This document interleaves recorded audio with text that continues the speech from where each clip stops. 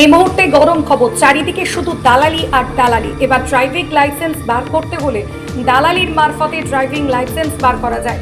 এটা বহুদিন ধরে অভিযোগ। 4,000-এর বিনিময়ে পরিশ্রম ছাড়াই ড্রাইভিং লাইসেন্স বের করে দেয় দালালরা। অভিযোগের তীর দালালের দিকে। পরিবহন দপ্তরের কিছুটা দূরে দালালরা বসে থাকেন ড্রাইভিং লাইসেন্স থেকে শুরু করে যাবতীয় কাজকর্ম করার জন্য। 4,000-এর বিনিময়ে আপনি পেয়ে যাবেন ড্রাইভিং লাইসেন্স। ম্যাক্সিমাম গাড়ির চালক থেকে শুরু করে বাইক চালকের মোটামুটি সবাইরই এখন ড্রাইভিং লাইসেন্স রয়েছে। এবার প্রশ্ন হলো, পরিবহন দপ্তরের নিয়ম মেনে কতজন ড্রাইভিং লাইসেন্স বের করেছেন?